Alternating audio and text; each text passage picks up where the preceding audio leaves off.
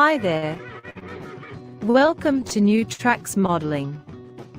New Tracks is an exciting new digital opportunity to obtain mentoring to help you improve your modeling.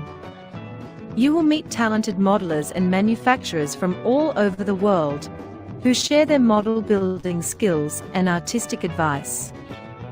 Improve your modeling and increase the confidence in your modeling efforts. Share your building efforts with fellow modelers and have some fun doing it. The shows are live on Zoom and YouTube, so be sure to join in and ask your questions.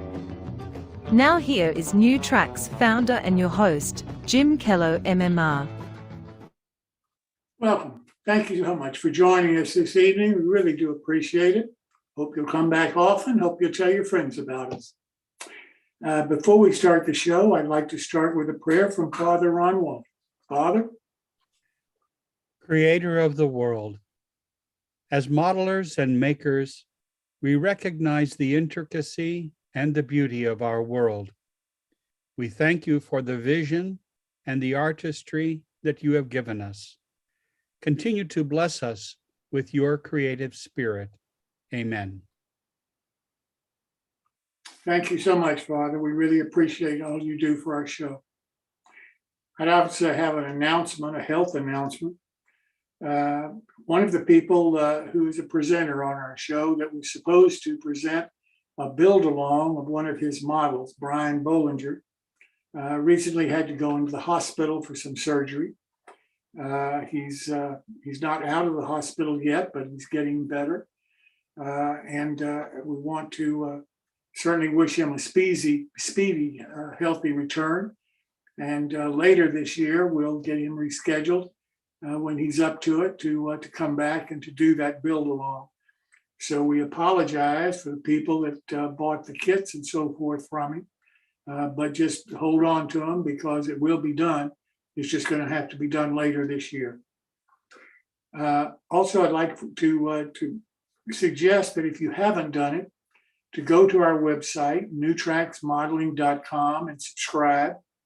You'll notice a lot of new information on the website, particularly concerning our 2024-25 scholarship program.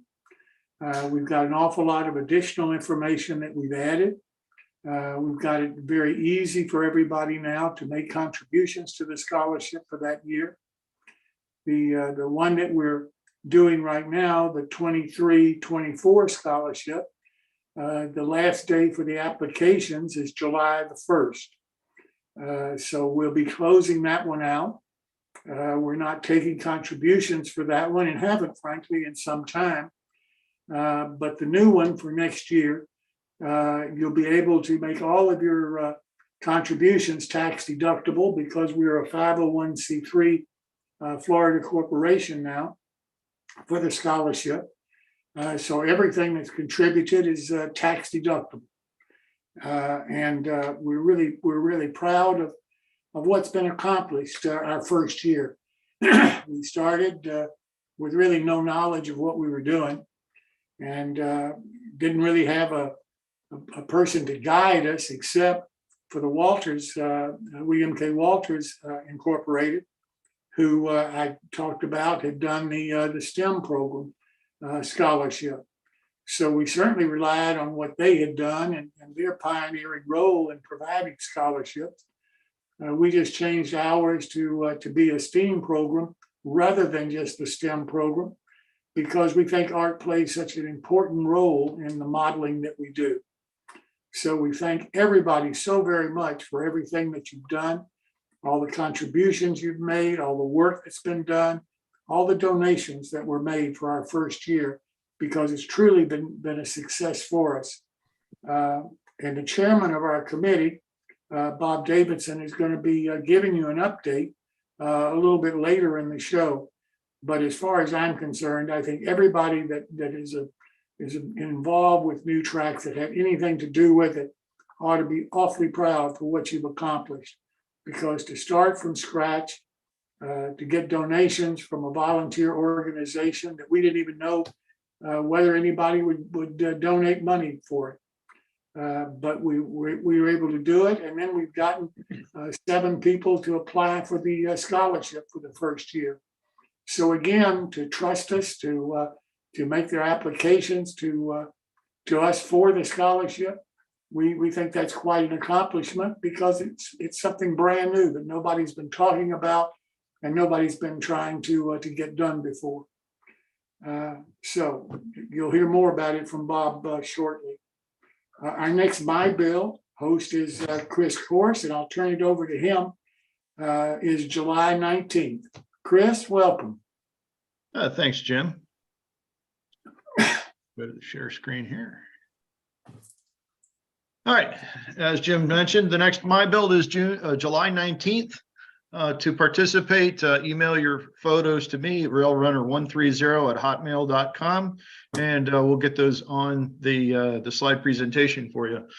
If you have not participated in the past, please also include a photo of yourself for your intro slide. And the July show is it's a free for all, so there's no theme or challenge for July. I think if I remember right, the August is kind of a harvest theme. Yep. So keep that in mind, and I'll come up with a slide for next time, kind of give you guys an idea of what we're looking to present. So anyway, like I said, please email me your photos to railrunner130@hotmail.com.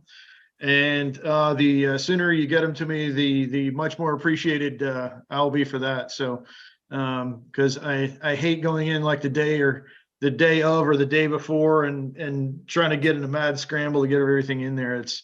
It doesn't do that way. I can do better justice with a little bit more time. So anyway, I will turn it back over to you, Jim. Well, thank you, Chris. And Chris, you ought to be awfully pleased about the increase in participation that we're seeing for the My Bill, and not just the people on the show showing the models, but the viewers that are seeing what they're showing. And that's really encouraging for me. So if we keep that up, then after the first of the year, then I'd like to see us consider doing more of the My Bills on the show and giving the people that are viewing and watching the show an opportunity to participate, which is showing us what they're working on. Yeah, maybe a showcase or something. Exactly. We'll figure something out. And so, we'll worry about that a little bit later. But I do encourage you, if you're building something, please share it with us, because everybody would love to see what everybody else is working on. Modeling lifestyle. We have a short video that I'd like to run for you now.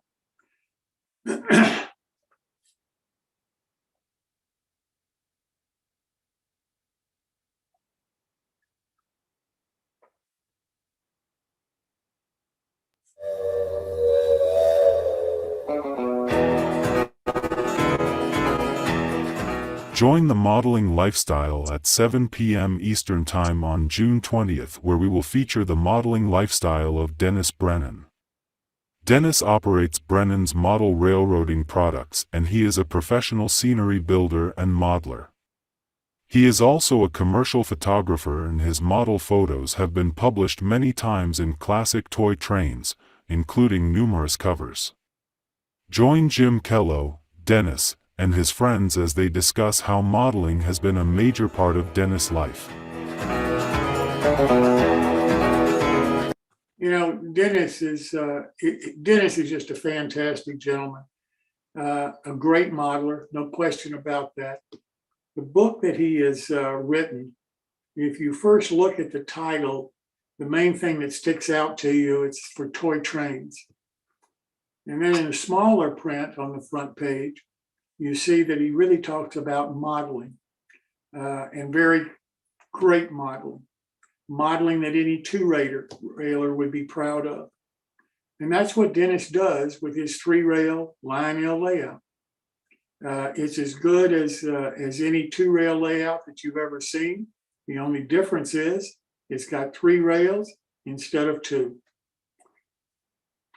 Dennis has been a 3-railer all his life. Dennis, his company even reproduces some of the structures that were on a railroad that was built back in the 30s, 40s, called Delta Lines. It was built by a modeler in New Orleans called Frank Ellison. And Frank Ellison, for many people who were model railroaders in the 1940s, early 1950s, will recall Frank Ellison, because at that time, he was really known as the father of model railroading. He was more famous, in my opinion, back in those days than John Allen was later in the century. Frank Ellison was somebody that a lot of modelers, including myself, in effect grew up with. Wanted to have his layout, oh so bad. Wanted to be able to have the structures on his layout. Wanted to be able to create some of the illusion that he created on his layout. And a lot of it was done with card modeling. So it was something that everybody could afford back in that time, because you made it with cereal boxes or whatever piece of cardboard you could find. And he's really something, and reproducing some of the kits now in wood, of course, that Frank Ellison had on his layout is a real accomplishment and something that I know Dennis is very proud of. So he'll be with us for Modeling Lifestyle.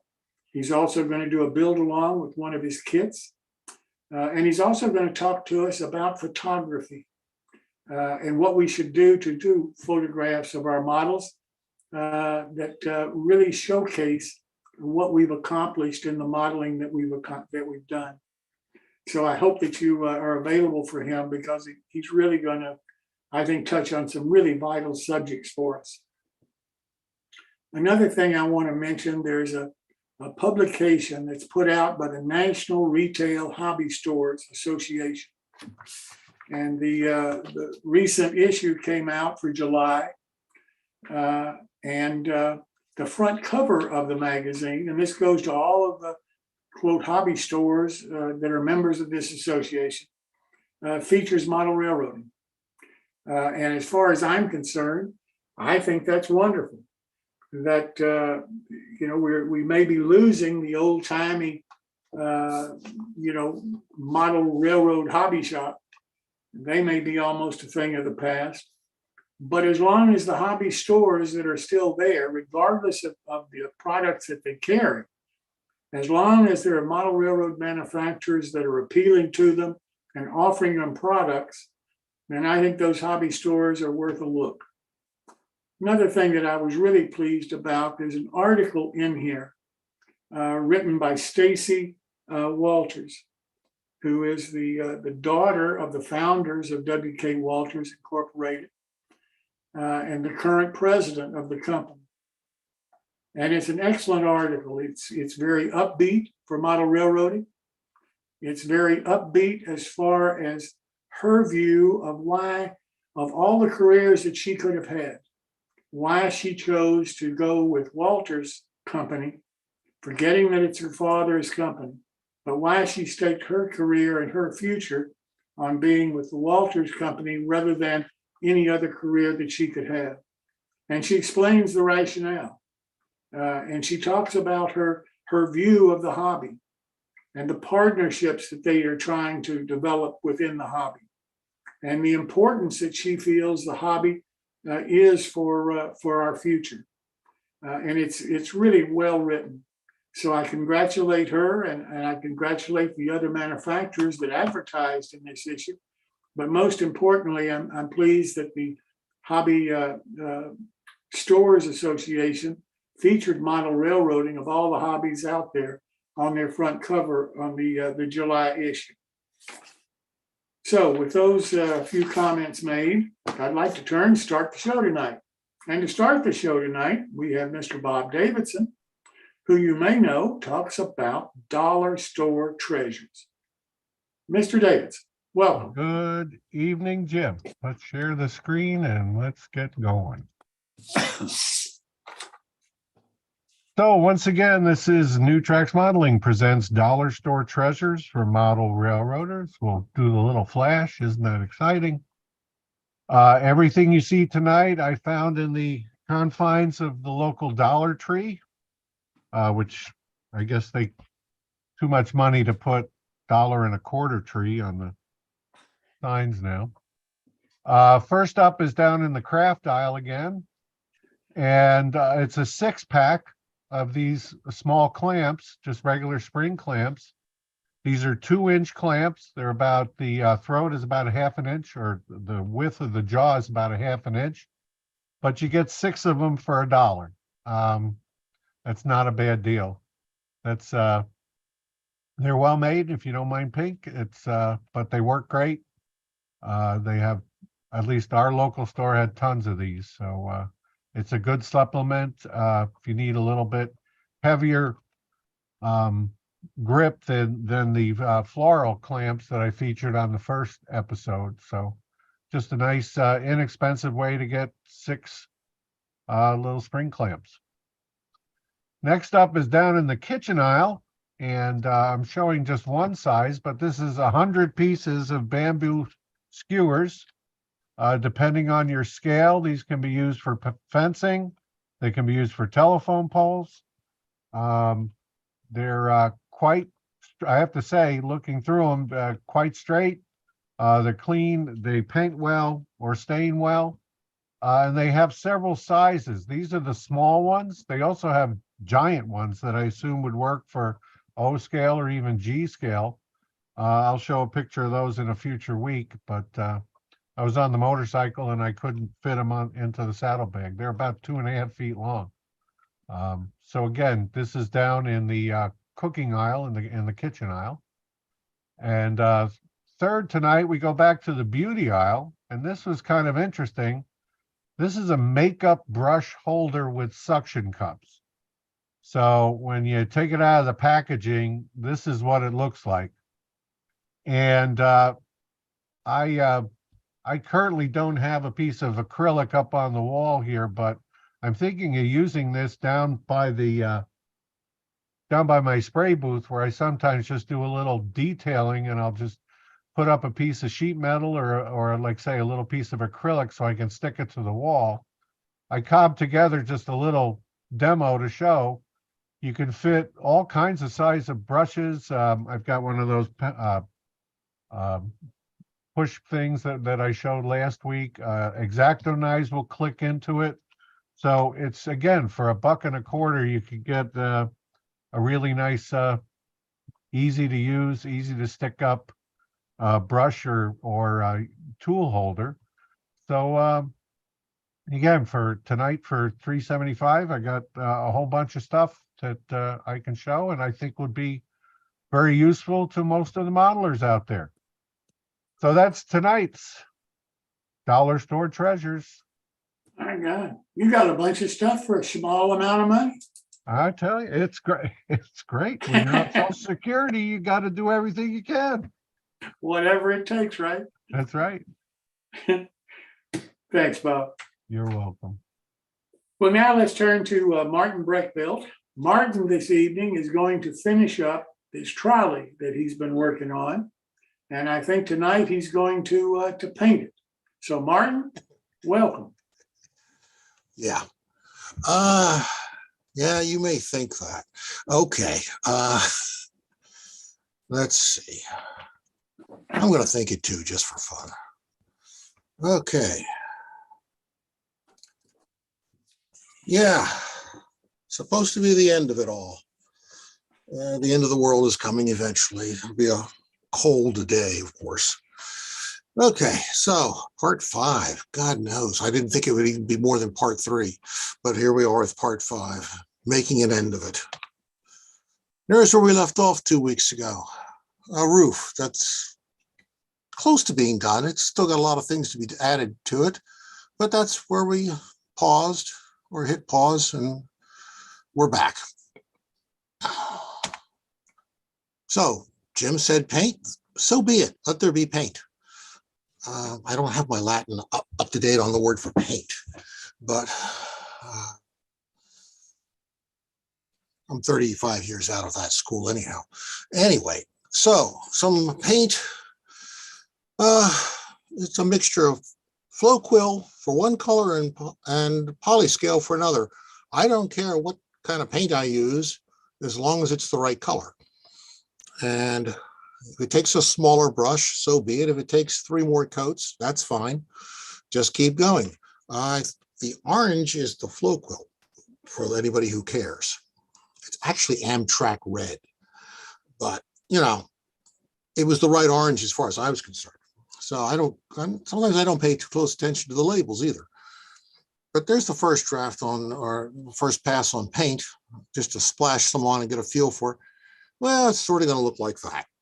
And there's the interior.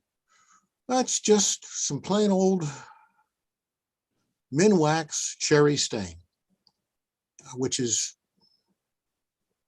a pint can will last you in model railroading probably for the rest of your life. If you don't do any interiors, you probably won't use it. It'll probably last you in your heirs' life too. The stuff doesn't go bad if you keep it sealed. Then you just slop it on and swirl it around, and now it's cherry. I wanted to use mahogany. I didn't have any. I'm just too cheap to go over to the store and buy a pint can of mahogany. Actually, it's not a short trip anymore. It's not, Home Depot doesn't carry Minwax anymore. Okay, so go to the underbody. This is where all the excitement is, with all those bags of parts from 2 weeks ago. We have bolsters, car bolsters. They actually came with the trucks. So they actually didn't come out of my parts bin. They actually came with the trucks. There were Q-car drive and a trailing truck. The rest of this stuff, we got resistors, an air tank, a compressor, a fuse box, and a brake cylinder with a slack adjuster. Those are all either Q-car or Wagner parts. The truss rods, the needle beams, that's just evergreen styrene. That's a piece of channel, a piece of 3/16 inch, and another piece of channel on the other side, just sandwiching it, just to give it enough room to put these queen posts, which are white metal castings. I usually don't like to use these because they're so large on the sprue that you can't really nail them into the plastic. These are just surface mounted with some goo and CA. And then we have the fun of running our truss rods. It's just 28 thousandths brass wire. You bend it. Well, actually, I soldered an anchor to each end of it, give it something to go down onto the floor, underbody. There's a nut bolt washer casting on the end of it. But you just bend it, glue it one end, bend it to horizontal here or parallel to the floor, slip on a turnbuckle. Those are T-sheet. Meet it from the other direction. You've got truss rods. It's just that easy. There probably could be other stuff you could put underneath there. That tank is actually one you make from some Walthers castings, the 2 end castings, just a piece of brass tubing out of the parts bin. Just glue that together and not worry about it. Oh, a little more paint. So now we've added yellow, signal yellow, I think, but all kinds of other things we've got. We've got glazing. Now that we have paint on, we can glaze windows. This is loads of fun to do. Reaching in here with, it's actually polycarbonate from, which is Lexan from Clover House. So it's 10 thousandths thick, so it's fairly stiff. And actually, I measure this from the outside. Then you just reach on the inside with some pair of tweezers and a piece of carbonate with some goo all the way around it and slap it into place. Takes a little colorful language and some manual dexterity development, and the glazing's in place. It's just that easy. So the ends are done. Doors, ends. We got anti-climbers. Those are Q-car parts. There's a couple of controllers here. We'll get a better picture later. And radial couplers, we've added those in from Q-car again. Steps. These are old tin-plated steel folded up steps from Walthers. They're ancient. They're older than everybody here, probably. And a heavy duty pair of shears and some grinding and sparks flying and so on and so forth. They fit right in there pretty neatly and are held in place with some goo. A little CA, they're never coming back out. Well, I guess if you took a pair of pliers and yanked on them like a dentist, they might come out. So there's just another view of the underbody, out just painted black. You know, when I say it's painted black, it's actually Brunswick green. If you can tell the difference, let me know, or don't, as the case may be. I had a bottle of it. I figured close enough to black. No one's going to notice. I can't tell with my eyes. Okay, the steps are installed. We got the anti-climbers. We got the couplers. Now you can see the control pieces. They're all pre-painted, mounted to a little piece of styrene, and then put in there as a unit, because planting those individually piece by piece, almost impossible to do without taking this roof piece back out, which holds the end together. And you spend so much time gluing it together, you'll never get it apart anyhow without breaking it. So it's easy to prefab this as a single unit and drop it in. Oh yeah, and a retriever, another Q car part. Something's got to bring those poles back down, which we'll talk about later. And there they are. Look at that. There's the roof completed. We've got a roof walk, just a couple of pieces of HO 3x12 or 10, I don't remember which.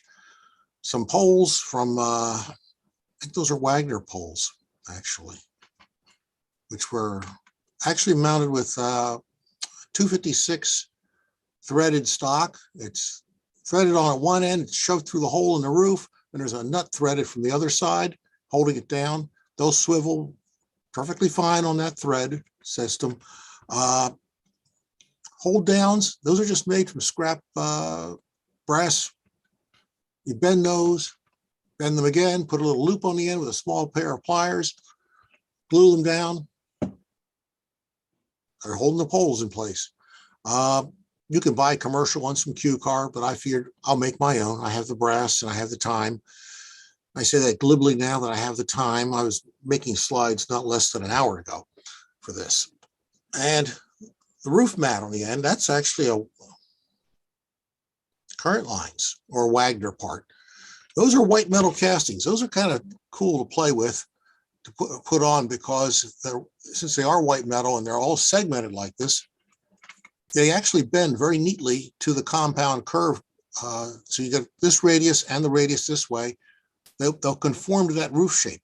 So I pre-bent each one at a time, pre-bent one, painted it, glued it in place, flipped the roof around and did the other one. So I wouldn't get confused which one goes to which end. There are probably subtle differences between the ends. Just a little bit of goo and some CA and they're on. So all that angst and suffering for making the roof perfectly shaped, it's all hidden now. It's underneath stuff. So, you know, you get close, it's probably close enough because you're going to cover it all up anyhow. There's a close-up, a little bit closer view of it. So you can see this, how this is shaped, just a bend, and a loop around. Small pair of pliers bends that around, that brass around. You can see this just folds around, wraps around, conforms to the shape, and it's on. Roof glazing. I don't know if you could see this 2 weeks ago or not, but there's actually glazing in the cluster roof. It's green, and I didn't have my stock of old green plastic roof material laying around, so I made some. You may have heard of PowerPoint. I think we've talked about it somewhere once upon a time here. It's just a green rectangle on some transparency film. You make it in PowerPoint, you hit Control P and print it out on your printer, and you feed a piece of transparency film from it. Everybody remember what transparency film is? For those overhead projectors that nobody's used for 30 years? Because we use PowerPoint on an LED projector now, right? I probably have 3 cartons of the daggone transparency films. So if you really need some badly, desperately, let me know. It's sort of a rarity now, I think. Unless you work at a physics department, I think they're still using it. Okay. You got to do something with the interior. I can't have a naked interior. If the roof comes off, you got that many windows, you got to add something. So we have seats. First set of seats I pulled out of my stock of seats. I made about a half a dozen seats, put them all together, and then I decided I should test fit these, and they don't work. They were too wide. They were for a regular passenger car. Traction car is 1.5 feet, roughly, more narrow or narrower than a regular passenger car. So you can't put full-size passenger seats in. These are narrow gauge seats. Grant Line comes to the rescue. In the fourth drawer from the bottom out of the parts filing cabinet, there were the bags of Grant Line seats. I spent almost all day today painting these things because that's just the kind of obsessive person I can be, and gluing them into place. Oh yeah, and I found I had a seat for the motorman. So there's a seat for the motorman at each end added, not just a white metal casting. It's another cue car piece, brass wire down a piece of styrene, and just plant the styrene. It's done, one at each end. Okay, how are we going to keep the roof on? That roof is a flush fit roof, and the body's flush. It doesn't fit down over the body. It doesn't fit down inside the body. And I thought, I'm going to try something I've never done before, because I've tried other things to do this, and I've never been 100% happy. They work.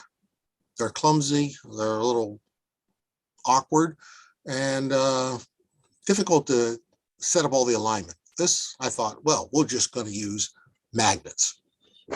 These are neodymium super magnets. You need a pair of pliers to get them apart. There were 20 in here, I think. Yeah, it says 20. Getting these apart, you need 2 pairs of pliers, one to hold the one you want and one to hold the rest.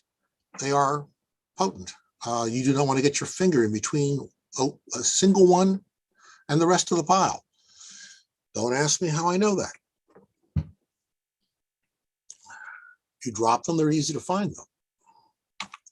So here's what I did. As you might recall, the instructions had an idea to put a cross member in. Well, I thought, okay, that makes sense because that'll add rigidity for the entire body, but we don't want to put that in last because it's going to get in the way of everything else. So I put it in. There are 3 of those magnets glued in here. 1, 2, 3, that direction. You can't get them wrong because they align themselves. A little bit of goo, a little bit of CA. You only need to glue one down. The other 2 will bang tight to the one that's glued down. So put this where it is. It's glued in place. Over here, we got 3 more magnets on the other side of that piece of wood. And I marked them so I know which direction is which. This piece I didn't glue initially. I test fit it, make sure the roof aligned left to right, front to back. Once I had it where it wanted to be and it was correct, then I went back and I glued this piece in with just some CA. So that's all that holds the roof on. 3 magnets, well, 6, 3 on each piece. I think it's just barely enough. You can feel it. If you let go of it, it will pull itself right to where it wants to be. I'm thinking I might actually add another magnet or 2 underneath and on top, just to increase the amount of field. I wanted them apart from each other, not actually touching each other, because I wanted to get it apart. If I had these actually touching each other, I'd never get it apart. This is not your refrigerator magnet. These things are potent. Okay, and there's the roof. Okay, that's why the reason I wanted to get another set of magnets. I'm thinking maybe also might pull it down just a little bit more. Added a bell to each end because I forgot. In the pile of parts for the control units at each end, there was a bell in the bag. Well, how can I resist not using the bell? A little bit of flow quill brass paint, drill a hole, pop the bell in. We have a bell at each end. And I believe that's the end. I have made an end of it. We reached an end point. Well, okay, a good enough end point. I could do 1,400 other things to this car if I really wanted to spend the time on it and be totally obsessive. But I'm trying to keep that under control.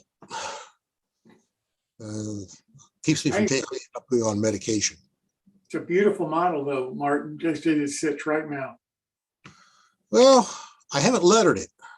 Yeah, And I'll probably use dry transfers, and I'll probably letter it for my Chambersburg, Greencastle, and Waynesboro, the CG&W, also known as the Come, Go, and Wait. It was a real line. Tracks used to run right in front of my grandmother's house. I like it. I like the paint scheme. Well, the paint scheme I sold from my Lakeshore Electric cars. Yeah. Yeah. Anybody have any questions for Martin? Yeah, throw them out there. Would you use the magnets again, Martin, now that you tried them? Yeah, I probably get, they're probably more than adequate for HO models. I probably want to get larger ones for O scale in the future, or use more of them. They come in, you name the size, they come in it. You go to their website, I've forgotten who it was now. K&J Magnetics. Yeah. You can spend your life shopping for magnets there. Every configuration, shape, size, length. Would you get them as strong as you got them this time? Oh yeah, you get at least as strong. Okay. And that's dependent upon the size of the magnet too.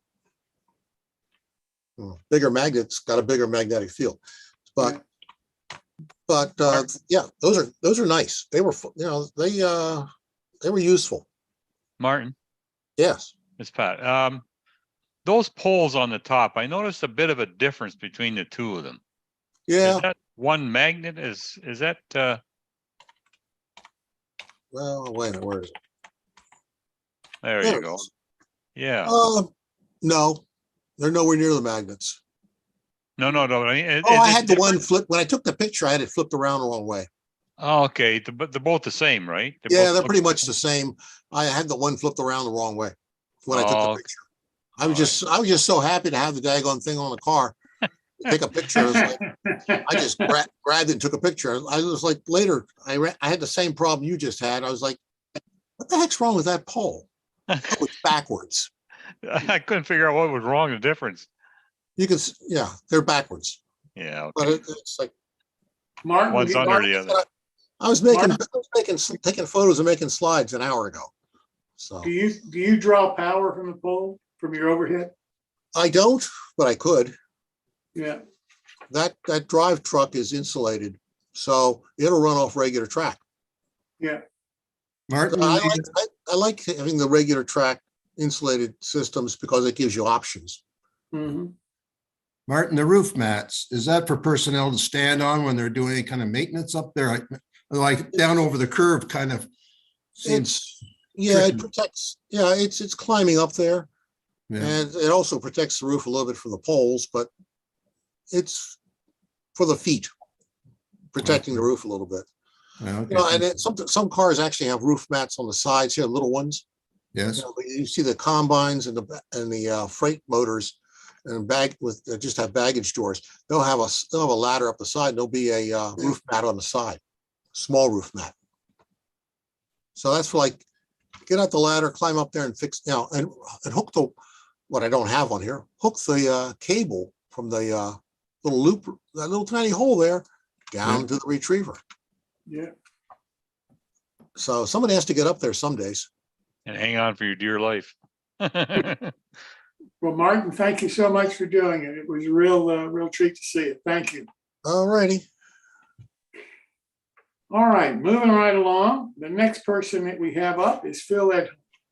And Phil is going to be talking to us about local clubs and NMRA divisions. So Phil, welcome.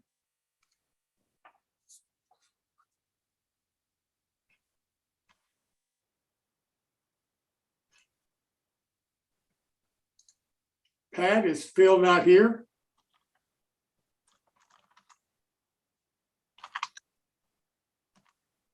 He's still in. He's not there yet.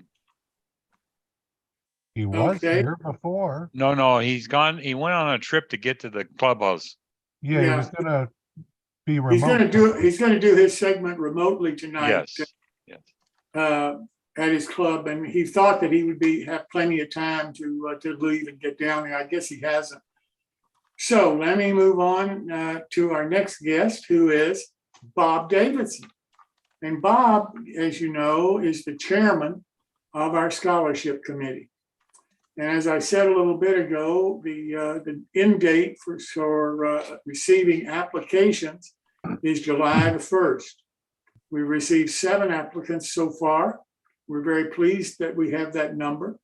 But next year, we hope we'll have many, many more than that. So Bob, thank you so much for everything that you've done. And I'll turn it over to you so that you can give a recap for what this first year has been like. Thank you, Jim, and it's been an absolute pleasure. We'll share screen again, and let me come over here. So yeah, we're going to talk about the New Tracks Modeling Mentoring Scholarship, which is a mouthful. And this is our program update from today. Things are changing are moving ahead, I should say, every day in a good way. But I thought I'd do just a quick review, and then we'll actually take a look at the website and the updates that have been done to the scholarship area on the website. So what is NTMMS? Again, it's a unique scholarship for model railroaders and other modelers who are pursuing a STEAM-related college degree or technical school credential. Our mission is to encourage young modelers to develop their skills. This is one of the things we felt strongly about, that there weren't enough programs out there that stress the mentoring and educational opportunities and how modeling really can augment a STEAM education. So how do we achieve the mission? That's through our vision, which is to provide financial assistance through scholarships, and eventually we might do some grant programs to inspire continued interest and expertise in railroad modeling. Just to the nuts and bolts of it, we created a new corporation, New Tracks Mentoring, Inc. Jim is the president, I'm vice president, Phil secretary, Kevin treasurer, and Jeff Jordan is our most able counsel. And then there is a committee of which I'm chair, as Jim has said. Phil, Jeff, Jim, and Kevin are all on the committee. And we give special thanks to Jim Allen. And we'll talk a little bit later about how our plans are to expand that committee. So some highlights of the last year. We incorporated in Florida as New Tracks Mentoring, and all this was done in record time. We received our 501c3 status as a nonprofit corporation, which is unheard of. Our local NMRA chapter has been working on it for 2 years. We did it in less than 2 months. So thank you, Jeff. We received approval as a Florida-based charity. We had to get approval from the state in order to solicit donations. We had marketing presence at close to 25 major train shows across the country. We had nearly 1,000 views of the scholarship page on our website. We had 7 scholarship applications, 5 of which were done online and 2 of which were done through the mail. And we've integrated Zephy.com for online fundraising, and I'll talk a little bit more about that in a little bit. And then finally, we will be awarding our first $1,000 scholarship this summer. And I want to say thank you to those individuals who made donations to make this first year scholarship a reality. As Jim said, this year was different. We didn't have the nonprofit set up. So this was all done through New Tracks. And thanks to everyone who has played a part in getting this off the ground. So what's next? We will have a presence at the 2023, apologize, NMRA National Convention. Our goal for the next academic year, which will be the 24-25 academic year, is to grant at least $4,000 in scholarships. And we will continue to have participation in major train shows. We're also we are currently reaching out to have presentations on other online channels, some of the other programs, modeling programs that are online, specifically on YouTube.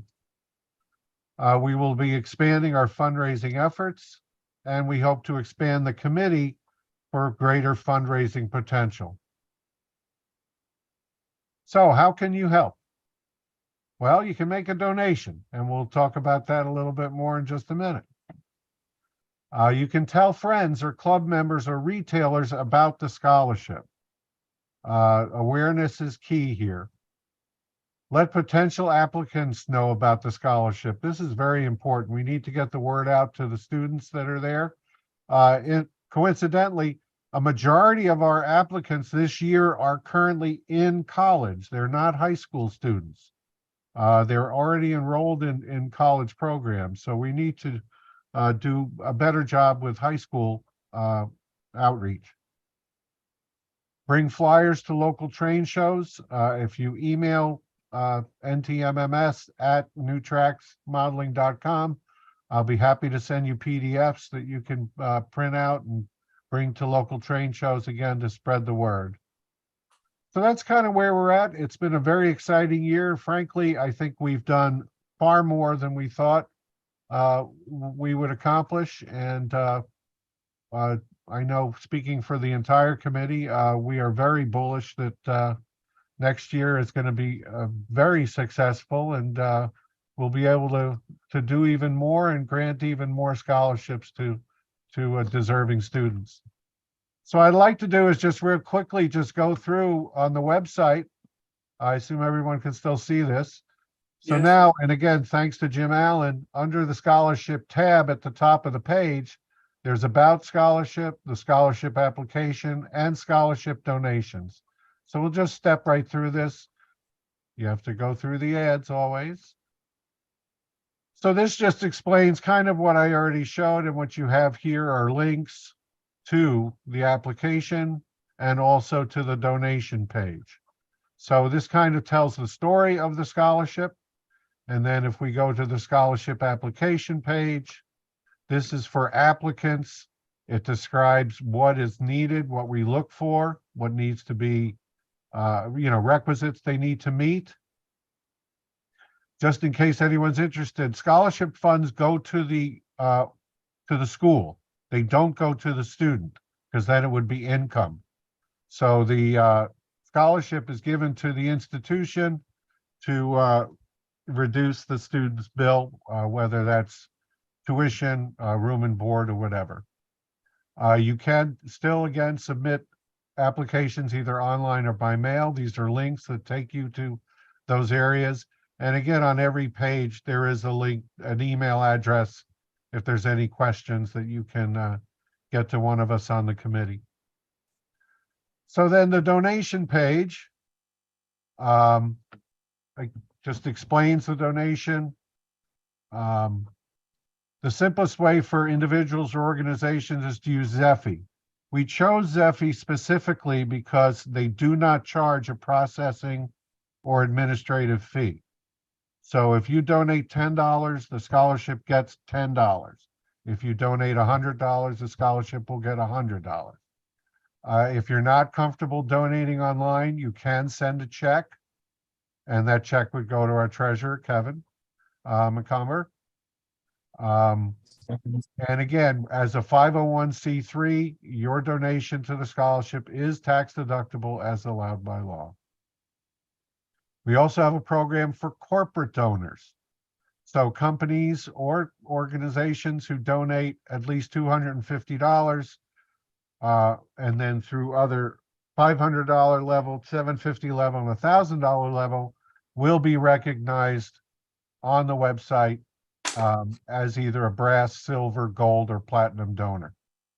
We are also soliciting naming opportunities for scholarships. So, and we actually have two things we're working on now, that if an organization donates at least $2,000, they will actually have a scholarship dedicated to, you know, or I should say associated with their donation. And this is just the legal mumbo jumbo down there at the bottom. So please go to the website, get familiar with it. Really, all you have to do is tell people to go to newtracksmodeling.com and look for the scholarship tab at the top of the page, and they can learn everything they need to learn and either apply if they, get an application, or make a donation, which is what we hope they'll do right now. As Jim said, that this year's applications will close this Friday or Saturday. We probably will not open the donation or the applications for the 2024-25 academic year until late in the fall, if not after January 1. But that'll all be updated on the website as we go along. Are there any questions? Bob, Well, you and the committee deserve an awful lot of credit for this, and not me, because you and Phil and Kevin and Jeff, you all have spent no telling how many uncounted hours, on this project, and there's just no way we can say thank you other than thank you. Well, it's kind of self-serving, because if we don't bring our children into this hobby, we're not going to have a hobby. So keep That's that true. in mind, folks. That's true. And one day, maybe one of our grandkids will be the recipient of the scholarship. That's right. Exactly. Nothing bad about that. Thanks again, Bob. Does Thank anybody you, have any Jim. questions for Bob? Seriously. Okay. Thank you. Thank you, Thank Bob. you. Well, now let me see if I can find Phil at home, if he's arrived and able to talk with us. He is. So I am here, Jim. Fantastic. So you guys hear me? Yes, sir. Can you hear me okay? There's a bit of noise here. So I am actually at the Alameda County Fairgrounds. And what I thought we'd do today, because this is about local NMRA divisions and clubs, and thought it was a great opportunity to talk about kind of what one organization does to promote the hobby. So I'm going to flip to my forward camera here. Let me see if I can hang on.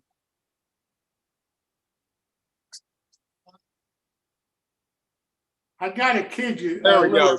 So basically, this is an area of the fairgrounds. I'll show you the main area here. I'll point over to it in a moment, but you can kind of see a lot of stuff. This fair gets about 500,000 people, comes to it every year. It's a fairly populous county, one of the larger county fairs out in this area. So you kind of walk over this way, and this is that down towards the main part of the fairgrounds is down this way. This is kind of right at the edge. You can kind of see the rest down here. What you can see over here, see we have a live performer here. But if you look behind that, you can see back there are some signs for a model railroad. So what I'm going to do is walk across here. Probably won't be able to hear me. You'll be able to hear the music. So this is actually the Alameda County Central Railroad Club. We actually have next to it a farm tractor museum. The fairgrounds actually put together, which is nice because we've got more attractions here, bringing more people in. So if you're into farm tractors, there are some very nicely restored farm tractors in here. Then over here, you can see one of the things we did, because we're not very visible, is built this structure, which actually is totally removable and portable, kind of taking advantage of our model engineering skill sets. If you notice, it's all panelized with conduits held together by wire to hold the framework. But that actually brings a lot of folks in. So I'll go ahead and walk in here. So one of the things we did starting in about 2017 is we actually changed the entryway here, got rid of all of the kind of model railroading miscellaneous and cleaned it up, made it much more inviting to the public. We have the advantage of our membership dues are $24 a year, $18 for seniors, because we basically fund the layout off of donations from the public. So one of the things we're trying to do is make it very interesting to the public. So I got a few members here greeting people. Basically, the club has an HO layout, which is here on the left, and then an O scale layout on the right. And these were basically built very much as display models. So if you look down here, this is actually the walkway down the center, and there's an exit door at the other end of the building. This building actually has been occupied for about 40 years.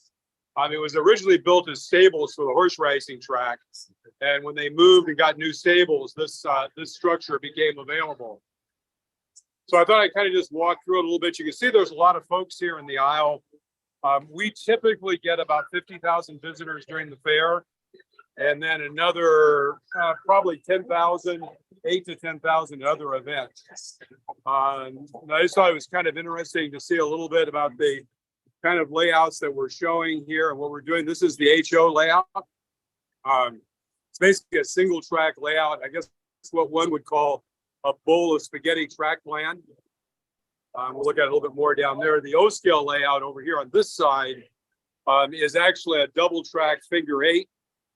But you know, we've done a lot of things interestingly over the years. So for example, right here, originally this was built as spline roadbed and had 3 of these bridge supports built underneath here. But if your train stops right back here, it's a lot easier to go through here than to crawl underneath and crawl around.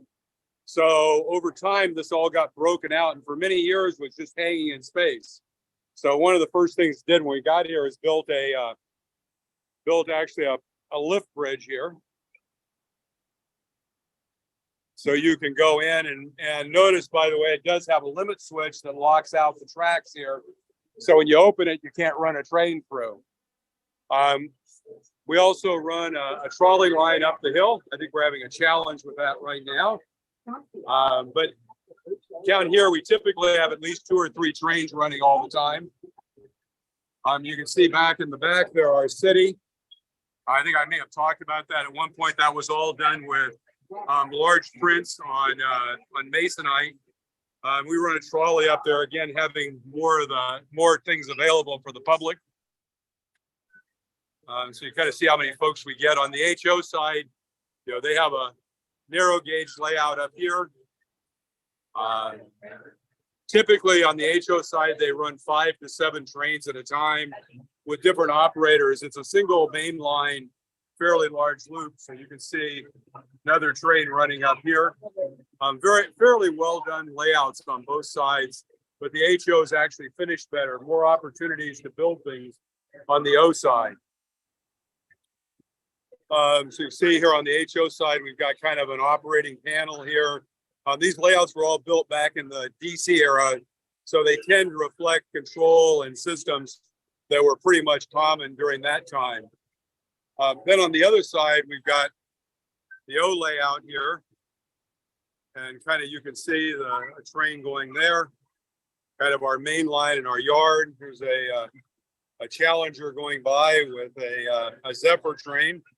Not necessarily a prototypical combination. What we found is the public really doesn't care. One of the things we do is we actually have a monitor, and the train's actually stopped right now, but it'll go in a moment. And this lets the public see what it looks like actually at scale speed. And it's a great opportunity to explain the concept of scale speed and how things work. So see back here, one of these advantages of having a layout that needs work is you get people to join to build. So for example, we had a new member build those bridges back there. Come over here again on the HO side. You see one of the nice things on the HO side is because it's a long looping main line, you can actually have multiple trains running simultaneously on it, which really delights the public. So, and down here on this end of the HO layout is, kind of a major city. Again, showing the advantages of HO, of the scale you can build. And you see in the back, there are monitors here for the hidden areas under the layout. On the O side, back over on this side, and you kind of see the standard gauge. And then at this end of the layout, we have a narrow gauge area. It's built out as a separate area. And we have a couple of members who are doing narrow gauge and tend to run trains around on the narrow gauge. I don't know if there's a train running right now. Didn't ask before we started this. Oh, there we go. You can kind of see down in there in the narrow gauge yard there. We've got a train coming through. And the narrow gauge also extends to the far end of the layout, but unfortunately that hasn't been run for a number of years just because the maintenance is very high. And there, by the way, that's the camera car. That's a GoPro session with a big battery. Down at this end, swing over the HO side. You can kind of see the city here. You know, some interesting scenes with a fire scene and other things. And then we actually have here a movie theater. And it's actually showing right now, I think this is American Graffiti on the movie theater. And then this is the far end where people exit. And what we've tried to do here is do some displays to talk about railroad things. So these are displays that talk about the Zephyr and the Transcontinental Railroad, kind of put some information in. Unfortunately, because of the layout and the space, we don't have a large clubhouse. We've got basically a locker area here, and then we have a small upstairs room where we can do some maintenance and have some meetings. But anyway, that's basically the club. Any comments, questions? Anything anybody'd like to see? Or Yeah, Phil, I have a couple questions actually. Does the club own the building or are you renting it? actually, this is one of the beauties of this place is we don't rent the building. We don't have a lease. The long-term plan of the fair was to tear this building down and have it become open space. In the last 5 years, we've gotten much more ingrained. I think the fair really likes us now. But for us, what's beautiful is we get a free building, we pay no rent, and we don't pay any utilities. So really our only cost of occupancy is insurance. Wow, that's great. And also, how often? So it makes it a very cost-effective club. And quite frankly, because I'm doing this in California at about 5 o'clock, it's interesting. I have a picture. I won't be able to show it from here. I don't think I can share it effectively, but I took a picture one night down here at about 7:30, and we had 5 people under 30 years of age running the engines here. So, it's a great club for young people to join because it's not expensive to join, and there's a lot of support in the membership. And how often are you open to the public? So we are open basically for the fair, which is typically 18 days. It's been 19 occasionally. Basically starts in the middle of June and runs till typically the weekend after July 4th. We're open for 3 what are called Good Guys. Good Guys are a car collector club. They do shows across the country. They used to do 4 here at the fairgrounds. They're actually headquartered in Pleasanton. So they're a local company. They used to do 4. They now do 3. And then we're open typically once a year for a great train show. So this year we'll be open 18 days for the fair and 8 days for other events. So about 26 days. Typically we're raising $6,000 to $7,000 a year from donations. Wow, that's terrific. And are there more videos available on YouTube of the layouts? So we actually have, there are a couple of videos of the layouts. There's a company out here called TSG Multimedia. And if you haven't seen them, they're worth looking at. It's a local guy. That's John Abitacola. Does videos for a business. He's filmed a lot of layouts, and he did both an O scale and an HO layout videos about a year and a half. Probably, actually, it's been longer than that because it was probably pre-COVID. And I just put up from the O scale side, a cab ride video, which you'll get to see a little bit of later. And we're going to do, actually, I'm planning on doing an HO one tonight.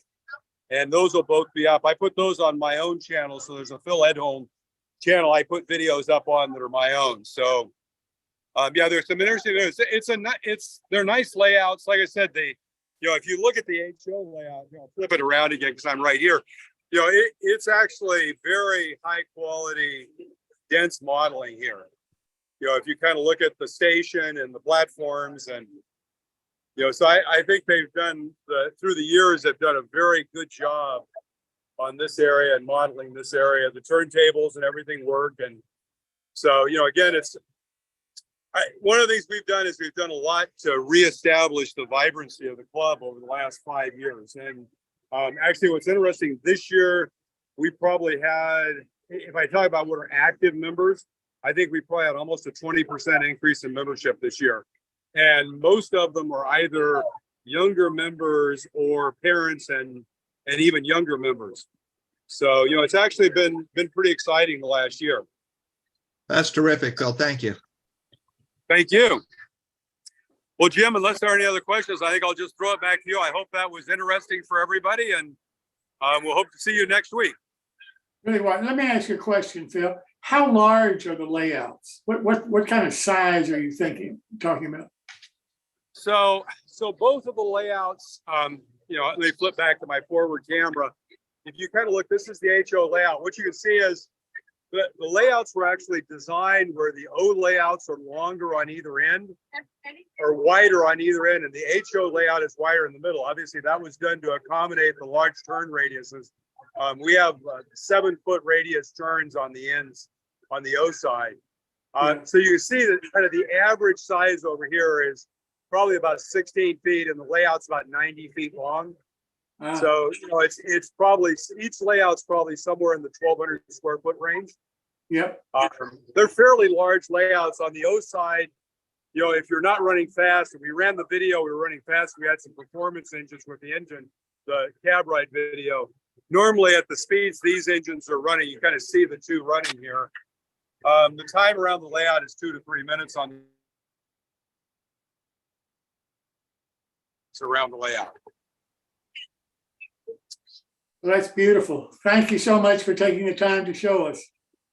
Super. Well, thank you, everyone. And I will bid you adieu and talk to you next week. Thanks. Thanks so much, Phil. Really do appreciate it. Well, we were supposed to have Mr. Farrell, Tom Farrell, with us this evening. But unfortunately, he went and had his cancer treatment yesterday in California. And tonight he is flying home. He told me he's got 2 more of these treatments, and then he'll be totally cancer-free. His doctor says that he's doing splendidly, and except for the inconvenience of once a month having to go to California for the treatment, Tom's doing fantastic. But unfortunately, he can't be with us tonight. So we've got a shortened show tonight.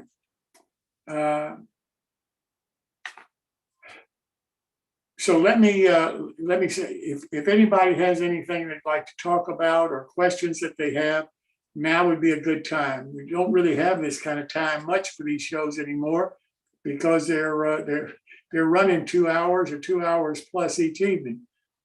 So if you have anything that you'd like to say or talk about, now would be your opportunity. Hey, Jim, I'll jump in there real quick. Yes, I'm more than likely, I just learned there's going to be a Southern Pacific Historical and Technical Society convention here in my town this coming October, the 3rd week of October. And I'm planning to go there as a vendor. So I know in the East, my cohorts have had the banner there for the scholarship. Yes, sir. So who do I talk to you or to that other gentleman about? Bob Davidson. Yeah, Okay. that would be this other gentleman. Oh, okay. Hi, Bob. Well, Bob, for what it's worth, I sent the banner back to you last Thursday. Already here and repackaged and ready to go. So Good for FedEx. well, they're actually opening registration to this thing July the 1st. So as soon as I get my tables reserved, how much space does that banner actually require? It's a 3 foot. It's a 3 foot wide banner, and it only takes up about 8 inches of depth. Oh, it's fantastic. 7 feet, and it's 7 feet tall. Okay. So it's And perfect. it's self-contained. You don't have to, string it up or anything like that. You just Right. open it up. It's there. freestanding. Okay. Great. Well, super. We'll get to that then. Yes, and yeah, if you just shoot me an email, you can use the NTMMS at New Tracks Modeling, Okay. and we'll ship it wherever you want, and I'll also include return shipment labels for it as well, All right. and a bunch of Fantastic. flyers. Oh, Yep. good. That's great. Thank you. Sure. But if anybody else would like to do something like that, we sure would appreciate it, because that's how we're getting the word out.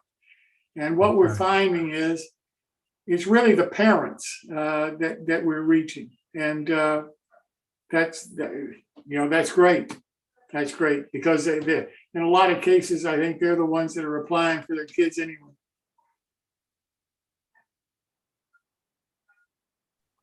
Yeah, and the banners have a QR code on them, Yeah. so that what we found is a lot of people will just scan it with their phones, and it links right into the scholarship page on the website. Yeah.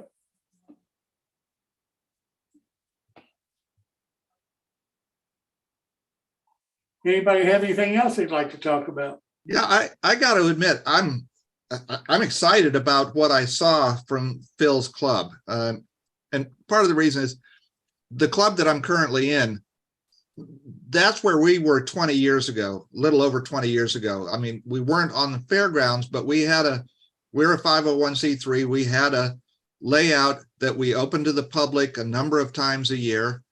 And, it was always fun working on the layout, and it was always fun sharing the layout with the public. And we lost that location and have been trying to find another location ever since then. And what he's doing, what he has there is what I still hope we are able to achieve someday. But that looks like a wonderful arrangement he has there, and to have it open during the fair and have all those people coming in and see it, that's got to be tremendous. And a great fundraiser for the club. Absolutely, 6,000 to 7,000 donations a year. That's incredible. That's amazing.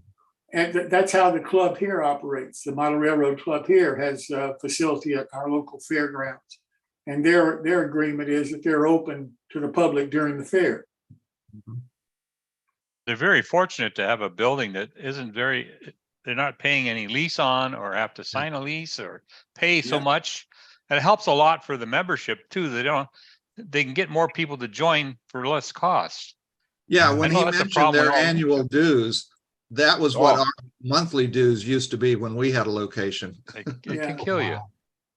Yeah, but $24 a year is not bad for a club that has that kind of facility. Mm-hmm. Yeah. Well, Very and as he fortunate. said, that's helping them attract younger people. Yeah, it helps.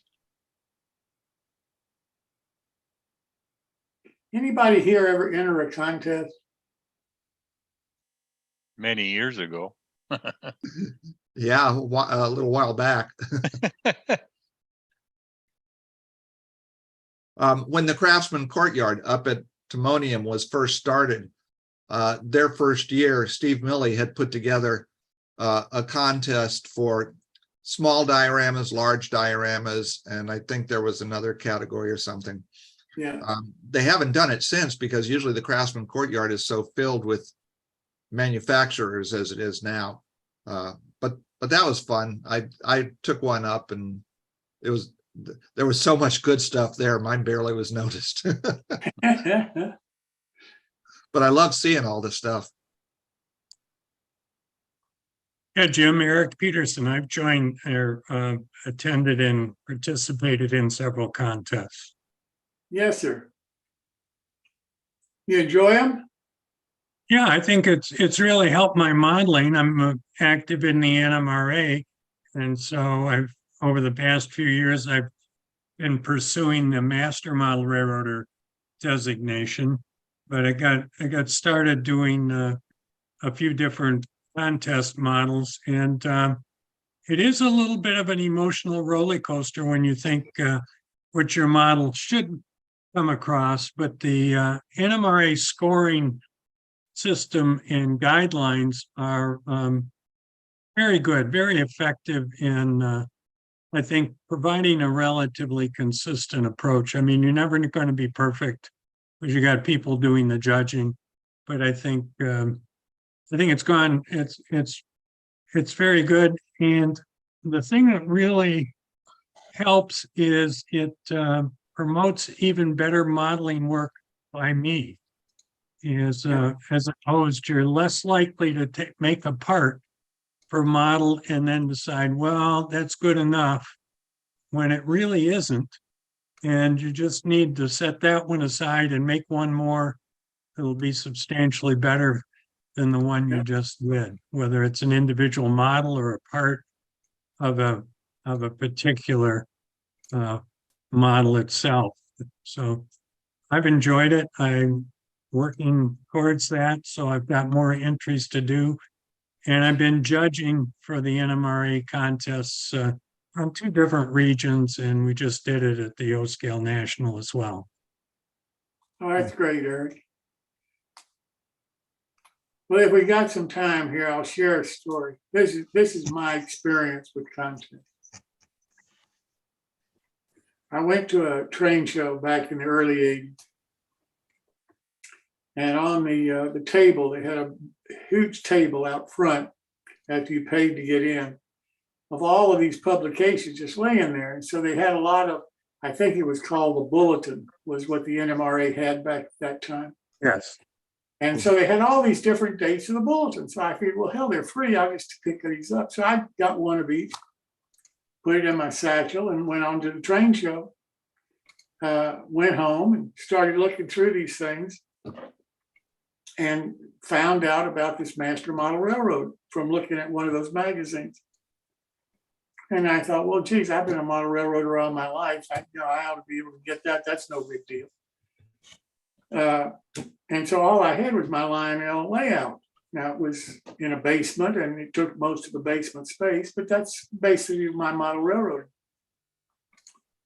So I had some guys come over and look at my model railroad and laugh and so forth. And say, in effect, kind of like Phil was saying before, they gave me this, you must be the dumbest person in the world to think that you'll ever get an MMR with this kind of a layout. So I figured, well, I got to do something different. So one of them said, well, we like people to build in brass, and it's really got to be a fairly sophisticated model before we're going to approve anything. So, but this is pitiful work. All you got is a bunch of Lionel stuff running around, no big deal. I said, okay. So I found a guy that was in charge of the model making department for General Motors. And I called him up, and Harry invited me over to his house. And I used to go over to Harry's every Saturday morning. And I'd buy a dozen donuts and take them with me. Harry and I'd go down to his basement, and I used to sit there and watch him build in brass. Well, I've been doing that for 3 or 4 months. And I thought, well, this doesn't seem that hard. I ought to be able to do this. So Harry said, well, let's build the same model. You build yours, I'll build mine. We'll take a look at them and see what we think. I said, okay. So he picked a model that we were going to build, and I went home and he started building his. I guess it was probably a month and a half, 2 months later, we got back together to look at the models. And Harry started laughing and said, my best advice, Jim, is you take a hammer and a couple of good solid blows to this side and one to this end, and then just, throw it away. It was a nice try, Jim, but just throw it away. And I thought, well, geez, this may be harder than I thought it was going to be. So I didn't throw it away. I just made it into a diner for my model railroad, and took the trucks and couplers and all the parts off of it that I could save, and put it on the track, put it on the thing. And my second attempt, I finished it up, and this was an open trolley car, single truck open trolley car. And it was a scratch built model, didn't have any parts on it except for the couplers and the motor and the wheels and the gears. And of course, they didn't count as part of the scratch building. But everything else on the car was scratch built. Pole on top, everything was scratch built. And it was all out of brass. So I took it over and showed it to Harry. And I said, Harry, I've got to, get these things judged at some point. I'm thinking about, they got some kind of an O scale something or other in Chicago. And I'm thinking about going to that meet and seeing what happens. And Harry said, well, why don't you give it a go? And which wasn't very encouraging to me. I'll tell you the truth. I thought, well, what he's telling me is, don't get as big a hammer, but, still the hammer is probably your best guess here. So I was so nervous and scared to enter the contest. I didn't want to embarrass myself. So I put it in a shoebox, an empty shoebox, and off we drive to Chicago. So the morning that the thing opened, the show opened, and you could enter models in the contest, shoebox in arm, down to the contest room I go, and a guy, funny at the gate, said, you going to enter the contest? I said, I don't know yet. Let me look around first. So I went over and they had trolleys over here and freight cars and, different models. And they had first, second, third place awards for each one of the categories, as well as the overall best of show. So there were, as I remember, there were 5 or 6 trolleys that already had been entered in the trolley area. And I thought, gee whiz, this is pretty good work. And I finally decided, come on, Gutsy. I mean, you come this far, you built the damn model. Let's find out, just how pitiful it really is. So I took the thing out. I went over, I filled out the paperwork, and I entered the contest. I had no idea who the judges were. I'd never been to an O-scale show before. I was an O-scale modeler, I considered myself, but I was a 3-rail Lionel guy. I had never, except for the couple now that I built with Harry, I'd never built anything in brass, before or worried about building cars or locomotives or anything like that. So I filled out the paperwork and that was it, So they wouldn't tell you until the dinner that night or 2 nights later, I guess it was, or a night later, who won what. So Nancy was with me. And Nancy had been shopping all this time because Nancy is not a train show kind of gal. Nancy will go with me and then to the shopping area, which is okay. So Nancy and I are sitting there with people that we've never met before because, as I said, I was an O-gauger, but I'd never been to O-scale before, and nobody had really talked to me, other than hello kind of thing. So we didn't know anybody.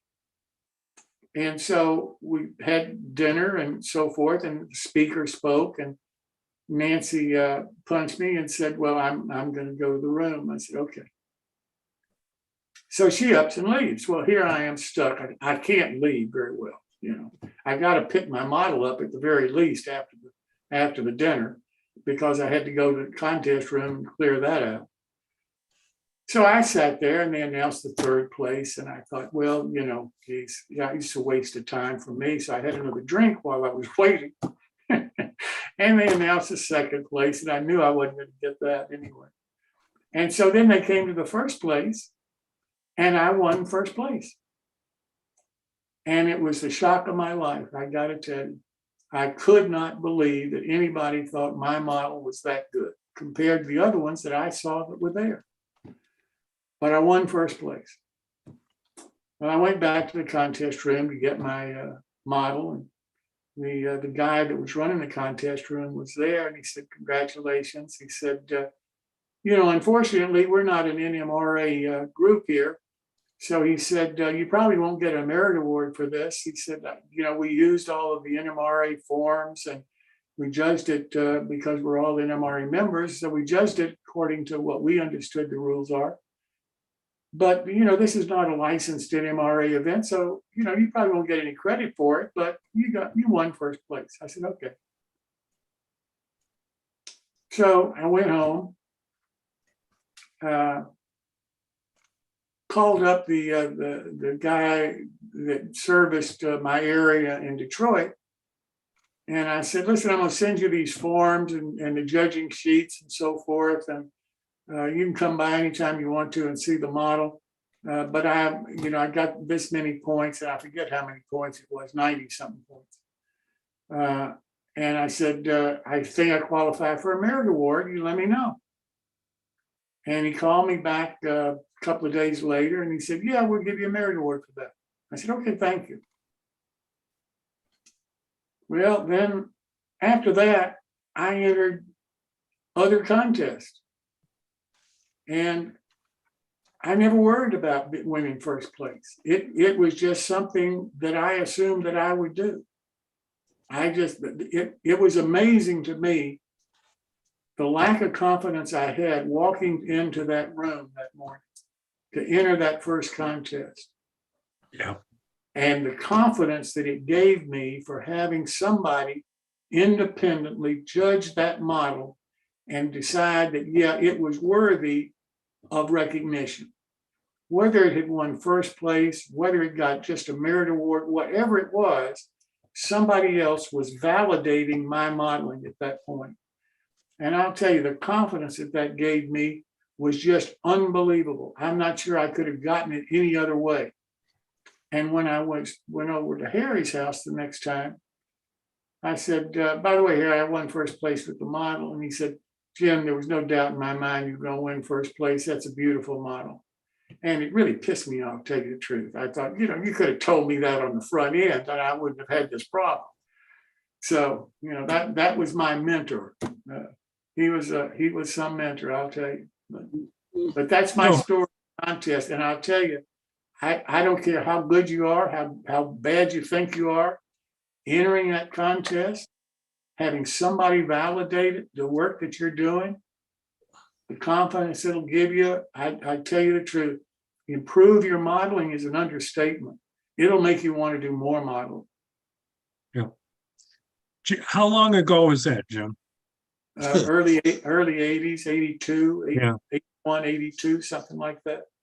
Yeah, well, I'm pretty much. It was in the days when you didn't worry about who the judges were or what forms they were using or who was going to do what to who. You went because you wanted to see if your model would where you were in the pecking order, I guess. And a lot of people back then, that was their motivation. That was certainly my motivation.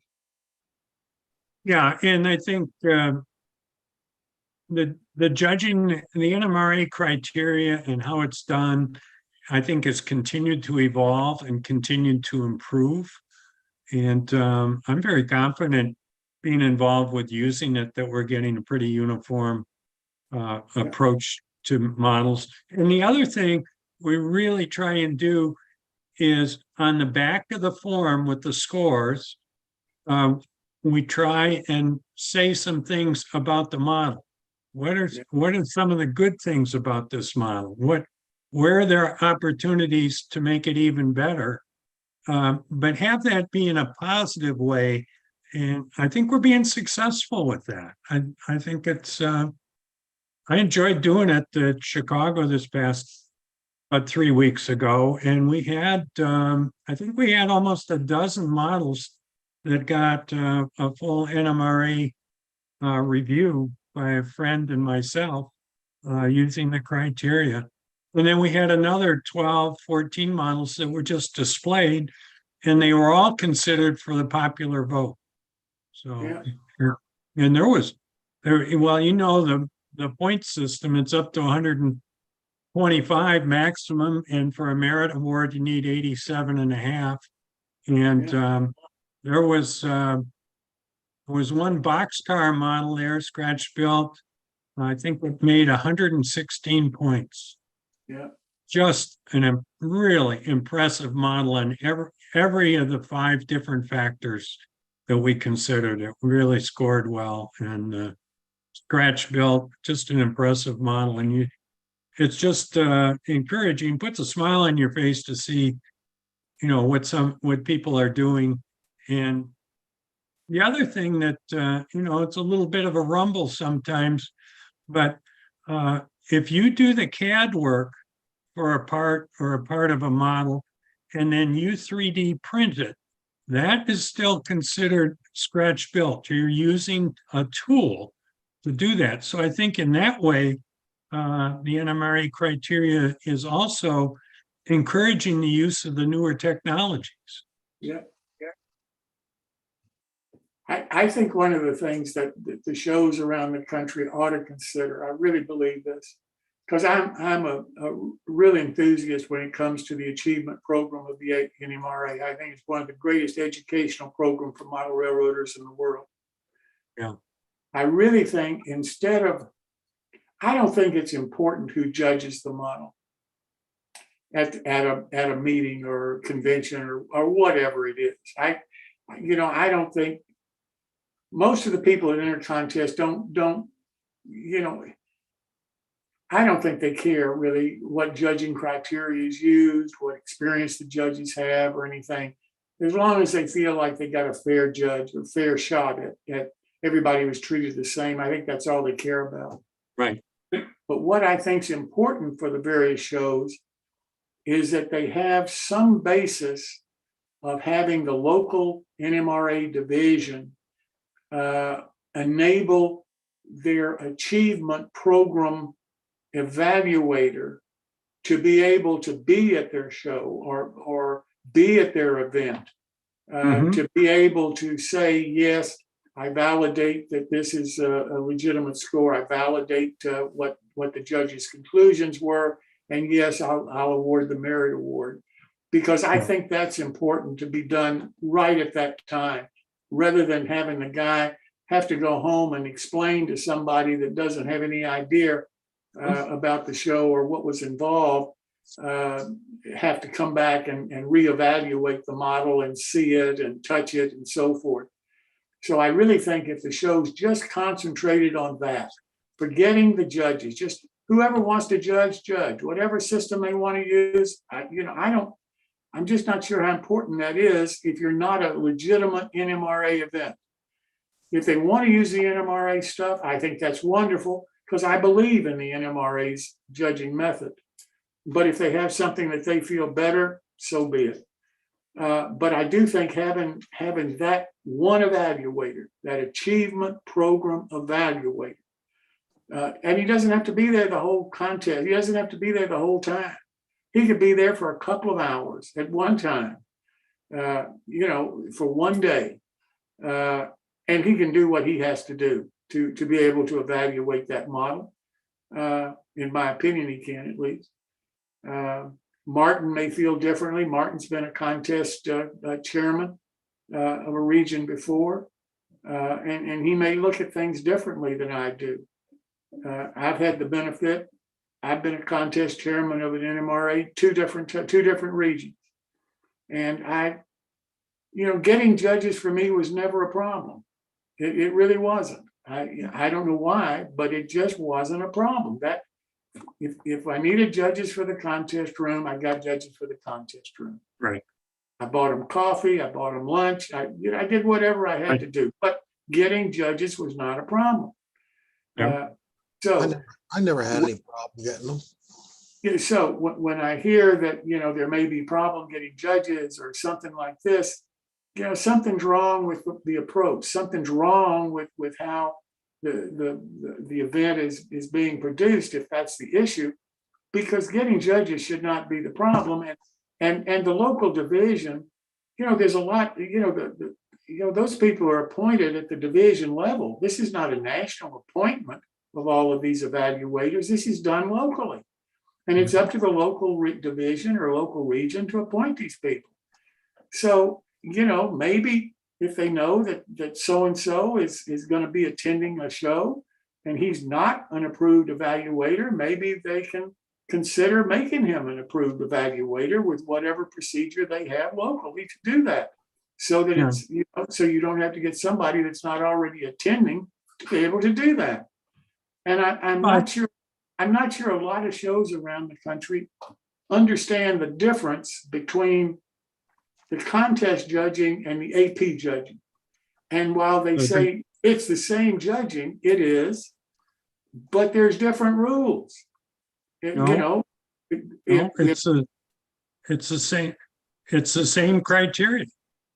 it's not a legitimate NMRA event, then the evaluator, the AP evaluator has to, in effect, see the model and do his own evaluation.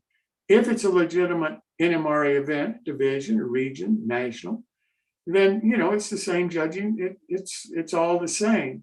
But on a non-sponsored NMRA event, then whatever the judges do there at the event, you know, that's fine as far as the event's concerned. But to get the merit award, it's got to be done by an approved NMRA AP evaluator. And he has to do it. Now, he's going to use supposedly the same evaluation, but it depends because judges are different, you know? Judges from division are different. So, so while they use the same forms and so forth, their conclusions may be different. Let me put it to you that way. Mm-hmm. And I've seen that. I mean, you know, I've seen people, it used to be, and this goes back a lot of years, it used to be that models would shop the region where they thought they could get the best score. Mm-hmm. You know, and it was because, you know, but it was the same rules, but how people judged it and the philosophy of the different regions was different. Well, that's why when we're training judges, and it's not really hard to qualify as a judge, it just requires that you participate in some contest judging, and the leadership will then see whether or not how you're approaching things is generally following the guidelines, and you're ready to go. But it just, yeah, I think there's lots of opportunities to qualify as judges, and I think we're talking a little bit more about that, and we need to talk some more about it. But yeah, we've just started in the O-scale community in the last few events to use either NMRA judging or NMRA formats. Yeah. And so we've done okay. We've gotten people to judge. We had two of the senior guys in the Midwest region do the O-scale Chicago meet a couple of years ago. And this year they had a conflict because it turned out there was another NMRA event that same day. So we used some non-NMRA judges, and they used the forms. And then at the O-scale National, we used the NMRA forms, criteria. Yeah. And I think those would stand up for a merit. So I think I may be wrong. I think a lot of the shows around the country have been using the NMRA forms for years. I know when I went to O-scale, the show in Chicago back in the early 80s, that's the forms they were using. I mean, it's easy. I mean, it's easy to get, you know, you download them off of the website of the NMRA. Mm-hmm. It's no big deal. And the instructions, and that's no big deal. And Martin can tell you, Martin's trained a lot of people to be judges. Mm-hmm. Martin can tell you, I mean, it's not difficult process. I mean, it's really not. I mean, people think of it. And then the worst part of it is trying to convince the modelers to enter the contest. That to me was more difficult than getting judges or you know, the facility arranged and all of that. It was getting the modelers to feel comfortable that they were going to get a fair shot with the judges. And so many times, so many people have felt they've been burned and they will not come back. They will not even try anymore. Well, that's really their loss. It's unfortunate, but you know, everybody doesn't win every race they enter, and I think the people that do well with it are the people that say, well, okay, I didn't make first place, or I didn't achieve a merit award this time, but what could I do to that model, or what could I do differently with another model? Yeah. Because you do get the feedback of Yeah. where you were weak in the Yeah. criteria and things like that. So it's, the first time I entered a model, I was really disappointed. And I really thought it was something that should have come pretty close to merit. It didn't make it. I got some good feedback from the judges about it. I went home and I added some details to the model. I improved my write-up to be clear about what I was trying to do. I wasn't trying to model the old dilapidated loading ramp that was in the pictures. I was trying to model it the way it was when I was a kid and it was in use. And so there was a little misunderstanding there, and then I popped some boards off the deck so that they could actually see that all the prototype bracing and everything is actually in there. And so I said to myself, well, I'll go for broke on this. I was going to the NMRA National Convention, so I entered it in the national.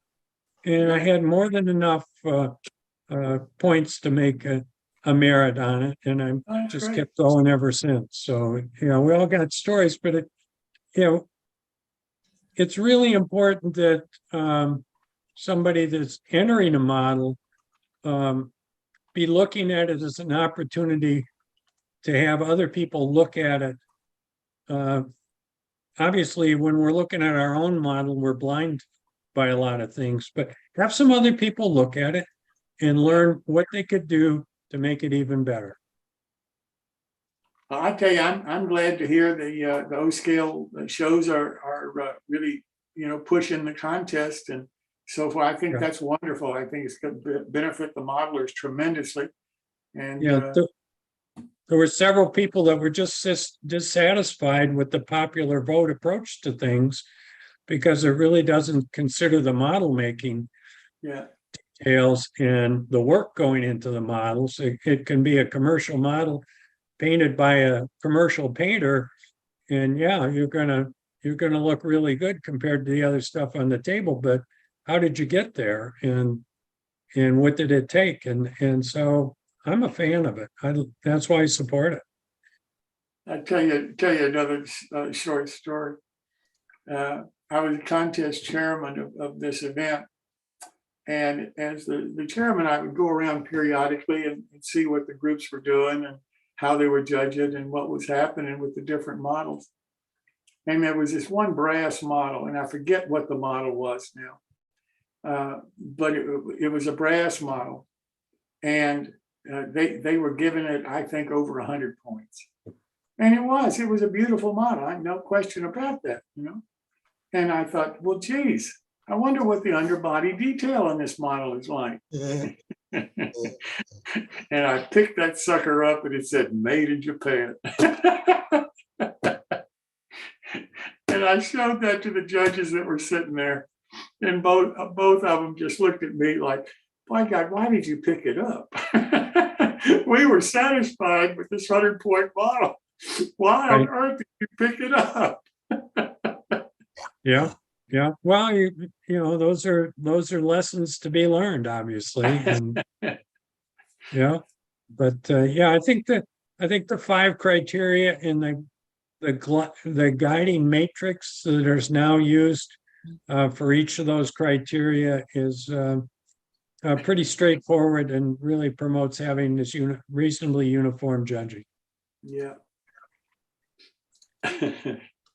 Well, thanks for bringing that up. That was good discussion. Well, I just hope that a lot of people will get involved with the contest. That's why I pushed so hard with Chris for the My Bills on our show.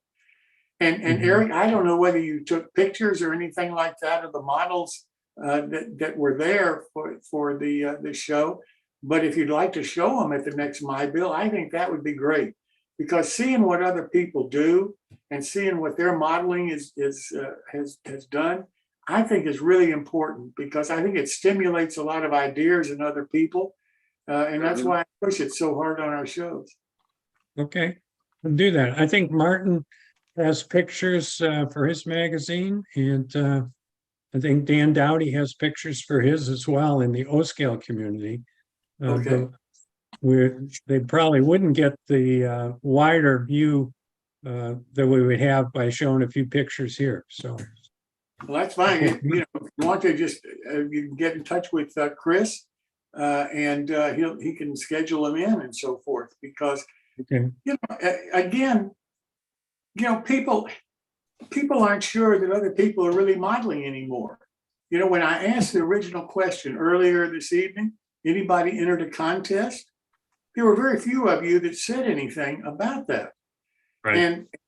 And I guess the point I'm trying to make is forget the judging, forget all of that, forget all the horror stories you've heard.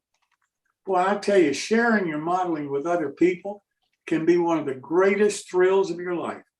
And if you're successful and somebody says, yeah, you win third place, second place, first place, whatever, that's great. The feeling is fantastic.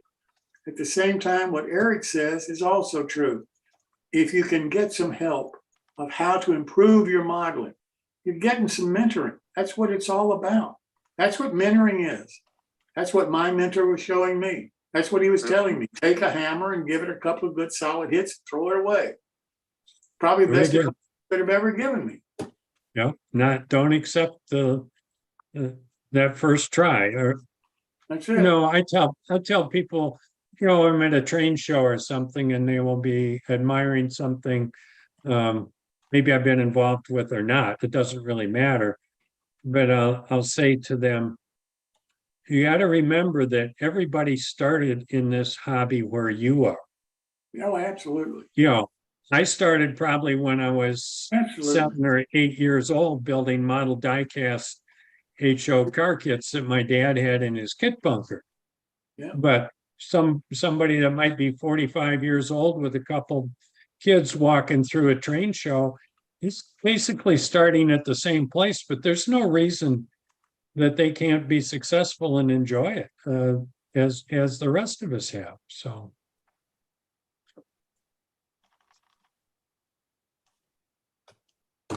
Anybody got anything else they'd like to talk about this evening? Well, guys, thank you so much for joining us this evening.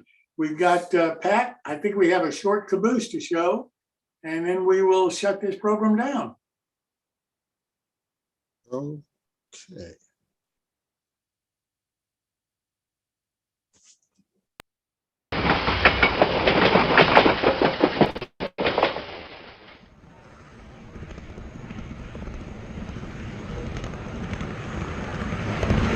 This is Bill's video that he was telling. I told you I said,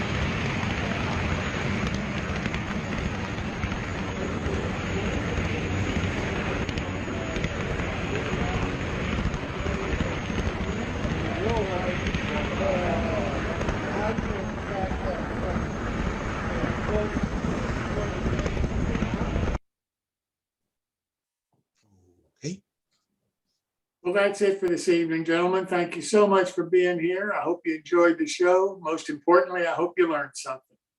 So until next Wednesday, good